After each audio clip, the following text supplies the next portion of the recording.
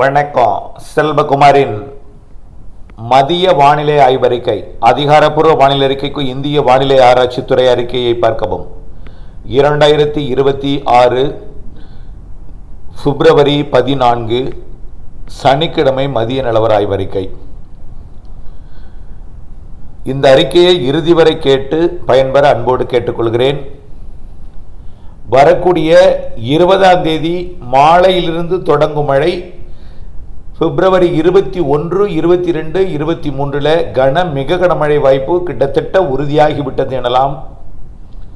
28ஆம் தேதி வரை மழை வானிலை இருக்கிறது. 27 வரை தெரிகிறது உறுதியாகவே. ஆகவே 3 நாட்களுக்கு தொடர் மழை பொழிவு இருக்கிறது. அதில் 2 நாள் கண்டிப்பாக தொடர்ச்சியாக ஒரு மழை வானிலை இருந்து கொண்டே இருக்கும். இதில் மிக கனமழை பொழிவும் இருக்கிறது என்பதை தெரியப்படுத்த விரும்புகிறேன். இதில் உங்கள் ஊருக்கு மழை பொழிவு எப்படி இருக்கும் என்பதை இறுதி வரை கேட்டு பயன்பெற அன்போடு கேட்டுக்கொள்கிறேன். அறுவடை விவசாயிகளுக்கானது முக்கியமாக இந்த அறிக்கை. மேலும் ஒரு சிறப்பு தகவல், ஒரு அன்பான வேண்டுகோள். என்னை பற்றி எந்த தளத்திலும் என் பெயர் குறிப்பிட்டு உங்களுடைய கருத்துக்களை பதிவிட வேண்டாம் என்று அன்போடு பணிவோடு கேட்டுக்கொள்கிறேன். உலகத்தில் பல்வேறு தனியார் வானிலை ஆய்வாளர்கள் இருக்கிறார்கள். உலகத்தில் வானிலை வல்லுநர்கள் மாதிரிகள்லாம் இருக்கிறது. வல்லரசுகளின் மாதிரிகள் கூட ஒன்று போல் இருக்காது. நல்லா புரிஞ்சுக்கிங்க. அமெரிக்கா ஒரு மாதிரி மழை வானிலை இப்படி சொல்லுவாங்க. நீங்கள் என்ன எடுத்து பார்த்தால் தெரியும். உங்களுடைய கையில் இருக்கக்கூடிய செயலிகள் இருக்கக்கூடிய உள்ளே போய் பார்த்தால் தெரியும். அதில் நிறைய வல்லரசுகளின் மாதிரிகள் இருக்கும். ஒவ்வொன்றும் ஒவ்வொரு மாதிரியான கருத்தை சொல்வார்கள். ஆனால் அது அவர்களுக்கு உள்ள வானிலையோட வெளியீடு. யாரும் சாதாரணமானவர்கள் அல்ல. ஒவ்வொரு வல்லரசும் அவருடைய கணிப்பை வெளியிடும் பொழுது ஒவ்வொரு முறை ஒவ்வொரு மாதிரியாக அமையும். அதில் வானிலை என்பது இயற்கையை சார்ந்தது. இயற்கையை கணிக்க முடியும். ஆகவே அதனால் ஒவ்வொருவரும் ஒரு மாதிரியான முறைப்படி கையாள்வதன் காரணமாக யாரையும் குற்றம் காணுவதையோ குறை காண்பதையோ தயவு செய்து மாற்றிவிடுங்கள். இது அன்பான வேண்டுகோள்.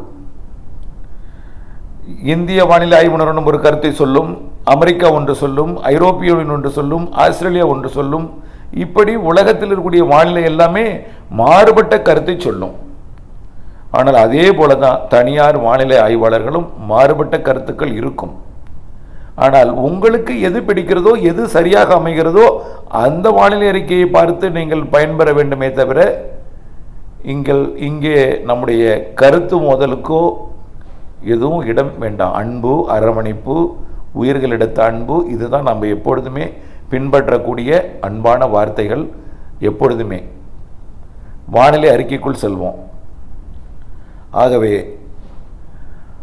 வரக்கூடிய 20, 21, 20ஆம் தேதி பிற்பகல் அல்லது மதியத்துக்கு மேலே மாலையில் அல்லது கண்டிப்பாக முன்னிரவில் மழை தொடங்கிடும். டெல்டா மாவட்டங்கள், தென் மாவட்டங்கள் 20ஆம் தேதி மாலை இரவில் கிட்டத்தட்ட உறுதி செய்யப்பட்டிருக்கிறது எனலாம். எந்தெந்த மாவட்டங்களுக்கு உறுதி செய்யப்பட்டிருக்கிறதுன்னு பார்த்தீங்கன்னா, தமிழ்நாட்டோட ஒரு 75% மாவட்டங்களுக்கு மழை உறுதி செய்யப்பட்டிருக்கு. 100% சொல்லலாம். இருந்தாலும் அந்த 100% என்பது மீதம் இருக்கக்கூடிய மாவட்டங்களுக்கு 90% உறுதி செய்யப்பட்டிருக்கு. அவ்வளவுதான். ஒரு 10% ஆய்வில் இருக்கு, அப்படிதான் சொல்லலாம். கிட்டத்தட்ட 80% மாவட்டங்களுக்கு மேல் மழை வானிலை என்பது வரக்கூடிய 20ஆம் தேதிக்கு பிறகு 21, 22, 23ஆம் தேதி உறுதி செய்யப்பட்டிருக்கிறது. நிகழ்வு எங்கும் செல்லாது என்று நாம் சொல்லியிருக்கிறோம். மியான்மர் நோக்கி செல்லும் என்று தெரிவித்திருந்தாலும் நாம் 28ஆம் தேதி வரை மழை சொல்லியிருக்கிறோம். அதனாலதான் அடுத்தடுத்த 2 நிகழ்வுகளும் தமிழ்நாட்டுக்கானது, தென் மாநிலங்களுக்கானதுன்னு கூட சொல்லலாம். தமிழ்நாடு, புதுச்சேரி, கேரளா பெய்த பிறகு ஆந்திர பிரதேசம், கர்நாடகாவிற்கும் தெலுங்கானா வரைக்கும் கூட மழை பொழிவு கொடுப்பதற்கு சாதகம் இருக்கிறதுன்னு சொல்லிட்டே இருக்கோம்.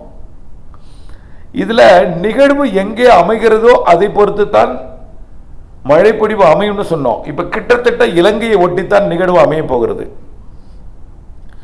வடக்கே செல்வதற்கு வாய்ப்பு இருக்கு. அது 24ஆம் தேதியிலிருந்து கொஞ்சம் முன்னேறி வடக்கே அடுத்த நிகழ்வோடு இணைந்து போகும். அப்படி சென்று இரு காற்று இணைவினால் ஆந்திர பிரதேசம், கர்நாடகா, தெலுங்கானாவிற்கும் மழைப்பொழிவை கொடுக்கும். இருந்தாலும் வரக்கூடிய 21, 22, 23 இந்த 3 நாட்களும் இலங்கையை கடந்தோ அல்லது வட இலங்கை அல்லது தென் இலங்கை வழியாகவோ, அதாவது இலங்கையோட தெற்கு பக்கம் வழியாகவோ அல்லது இலங்கையின் வடக்கு பக்கம் வழியாகவோ அல்லது இலங்கை ஊடாக கடந்தோ தான் நிகழ்வு தமிழ்நாட்டை அடைய போகிறது.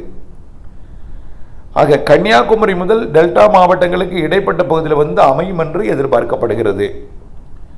இப்படி அமைவது தென் மாவட்டங்களுக்கும் டெல்டா மாவட்டங்களுக்கும் தென் மாவட்டங்களின் உள்பகுதிகளுக்கும் மேற்கு தொடர்ச்சி மலைப்பகுதிகளுக்கும் மேற்கு மாவட்டங்களுக்கும் உள் மாவட்டங்களுக்கும் பிறகு படிப்படியாக வடகடலோர மாவட்டங்களுக்கும் வட உள் மாவட்டங்களுக்கும் கர்நாடக எல்லையோர ஆந்திர எல்லையோர மாவட்டங்களுக்கும் பிறகு அடுத்தடுத்த 24, 25 தேதியெல்லாம் ஆந்திர பிரதேசம் கர்நாடக பகுதிக்கும் மழைப்பொழிவை கொடுக்கும். ஆக அடுத்தடுத்த 2 நிகழ்வுகள் இணைவு.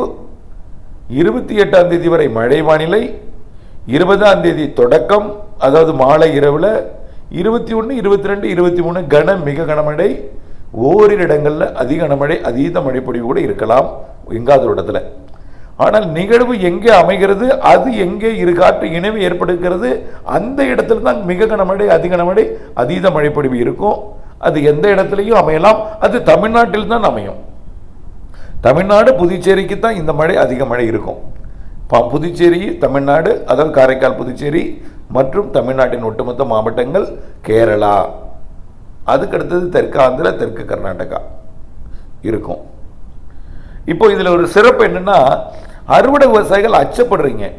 நான் ஒன்றே ஒன்று சொல்கிறேன், நாம் வானிலை அறிக்கை கொடுப்பது முதிர்ந்த நெல் தானியங்களை 19ஆம் தேதிக்குள் அறுவடை செய்தல் தான்.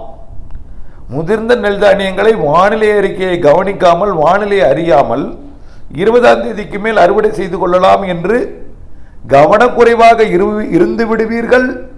அதனால் உங்களுக்கு கவனக்குறைவின் காரணமாக, வானிலை அறியாததன் காரணமாக, இது கோடை தானே, இது பிப்ரவரி தானே, இது பனிக்காலம் தானே, மெல்ல அறுவடை செய்து கொள்ளலாம் என்று இருந்துவிட்டால் முதிர்ந்த நெல் தானியங்களுக்கு பாதிப்பு ஏற்படுத்தும். முதிர்ந்த நெல் தானியங்களுக்கு முதிரலைன்னா பரவாயில்லை, முதிராமல் நாம் அறுக்கவும் முடியாது, அறுவடை செய்யவும் முடியாது.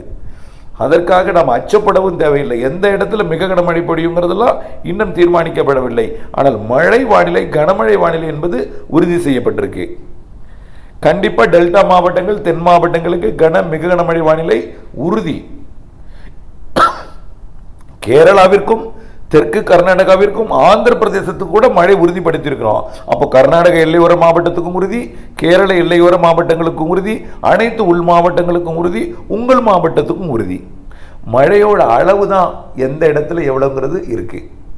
நான் சொல்லிடலாம், ஓரளவு கணிப்பின் மூலம் சொல்லிடலாம். ஒருவேளை திடீரென்று ஒரு மழையோட நிகழ்வோட நகர்வு, இருகாற்று இணைவோட செட்டிங், மழைப்பொழிவு அளவு குறைந்தால், அதிகம் எதிர்பார்த்து இருக்கும் பொழுது குறையும் பொழுது வேதனையும் விரக்தியும் ஏற்படும்.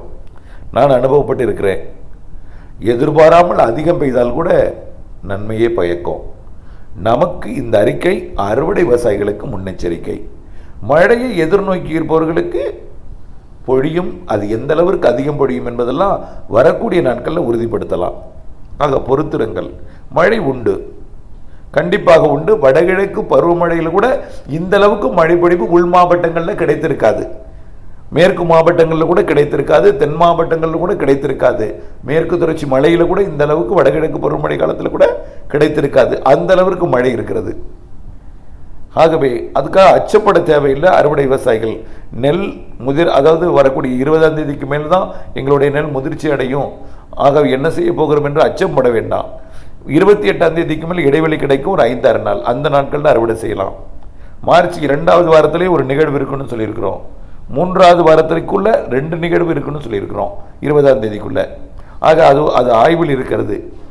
இருந்தாலும் இடைவெளியும் இருக்கிறது. அச்சப்பட வேண்டாம். நமக்கு இப்பொழுதைக்கு தேவை முதிர்ந்த நெல் தானியங்களை அறுவடை செய்தல், மக்காசோள அறுவடை மற்றும் வைக்கோல் மற்றும் மக்காசோள தட்டைகளை, மாட்டுத் தீவனங்களை சேகரித்தல், நிலக்கடலை தீவனங்களை பாதுகாத்தல், இந்த மாதிரி தான். அதே போல் பொதுப்பணிகள், அனைத்து பொதுப்பணிகள், உப்பளப்பணிகள், உப்பு மூடி வைக்கிறது கண்டிப்பாக இருக்கணும். மரக்காணமும் இதில் தூத்துக்குடிக்கும் இடைப்பட்ட பகுதிக்கு தான் அதிக மழை. மரக்காணத்துக்கும் அதிக மழை இருக்கும், தூத்துக்குடிக்கும் அதிக மழை இருக்கும். வேதாரண்யம் அகஸ்தாம்பள்ளியை மையமாக வைத்தா நிறைய மழை இருக்குது. ஆக உப்பு பாத்தியும் மூடி வச்சிடணும். இப்பொழுது உப்பு உற்பத்திக்காக பாத்தியை ரெடி பண்ணிட்டு இருந்தீங்கன்னா அதெல்லாம் ஒத்தி வைங்க. மழை முடிந்த பிறகு உங்களுடைய பணியை நீங்கள் தொடக்கலாம் என்று அன்போடு கேட்டுக்கொள்கிறேன். ஆக மழை கிட்டத்தட்ட உறுதியாகிவிட்டது. 21, 22, 23 பெரும்பாலான மாவட்டங்களுக்கு இருக்கிறது. இதில் தொடர் மழைப்பொழிவு 2 நாள், மிக கனமழைப்பொழி வாய்ப்பு 2 நாள் இருக்கிறது. 3 நாள் கூட இருக்கும். சில இடங்களில் மழை தொடர்ச்சியாக மழை வானிலை வடகிழக்கு பருவமழை போன்ற மழைக்காலம் போன்ற ஒரு வானிலை தான் இருக்கும். இது அச்சப்படுத்துவதற்கான அறிக்கை அல்ல.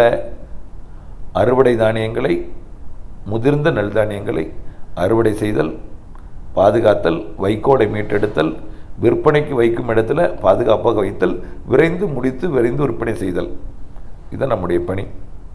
தொடர்ந்து இணைந்திருங்கள். அப்டேட்ஸுடன் அச்சமோ பீதியோ வேண்டாம். தயவுசெய்து முதிர்ந்த நெல் தானியங்களை அறுவடை செய்வதற்கான ஆய்வறிக்கை இணைந்திருங்கள். நன்றி.